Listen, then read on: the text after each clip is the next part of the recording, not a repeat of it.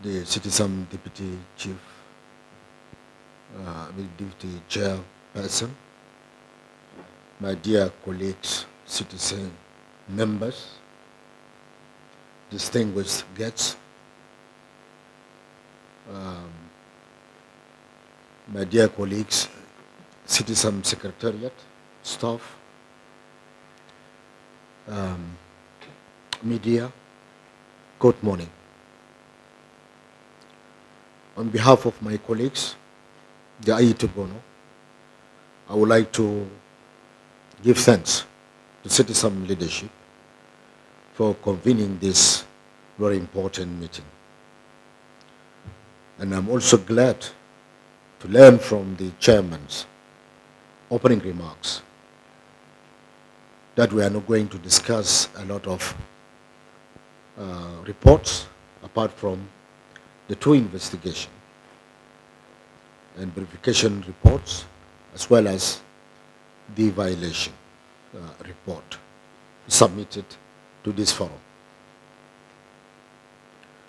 I also would like to congratulate the citizen for the mission sent to Nasir, and we are looking forward to know the report, and will also contribute positively to that in regards to recommendations, so that we maintain the peace and stability in Nasir area. Well, Chair, you have talked about NAS, and I'm sure the government of South Sudan and the parties are really working hard so that we have peace, total peace and security in the country. And we really disappointed with the activities, the hostile activities of NAS. And we are urging NAS to resort to a peaceful means of resolving the conflict in the country.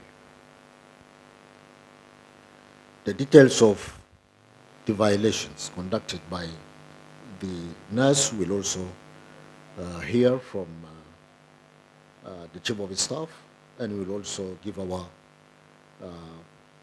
concerns and reports. Well, we are also having a high expectation in regard to necessary unified forces. And we are urged the government and the authority, the security mechanisms concerns, to expedite the deployment of these forces to their respective areas, and also commence the first two of the necessary unified forces, so that we will also benefit from the remaining period for the implementation of this RCS. Lastly, Comrade Chair, I would like to give thanks and appreciations to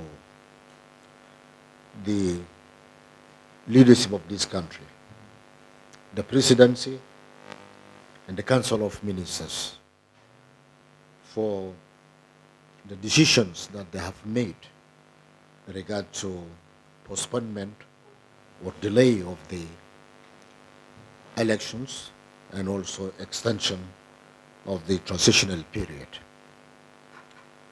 It is a wise decision, and I think by the extension and postponement, and if the government is supported, I'm sure the remaining outstanding provisions of the agreement will be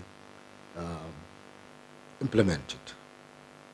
And then at the end of the day, we'll have a free, credible elections.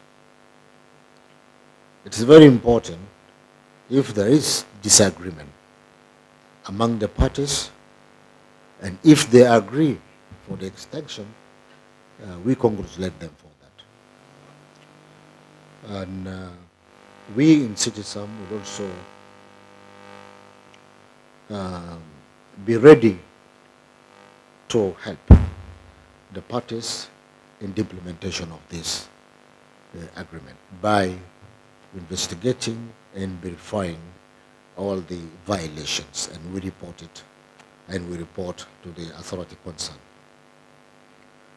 The only thing with this extension, Comrade Chair, if the government and all the electoral institutions and the security mechanisms are not supported financially, it will be very difficult for them to execute and implement the remaining outstanding provisions of this agreement of RRCs.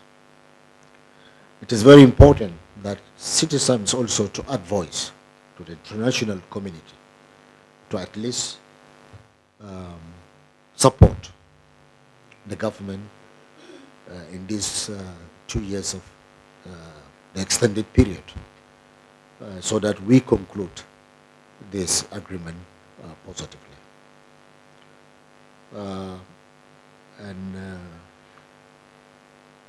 And I also would like to send our appreciation to the RGMEC leadership and members for their decision to endorse the decisions of the Council of Ministers. So congratulations to the parties, and also congratulations to the people of South Sudan. Thank you very much for giving me this chance.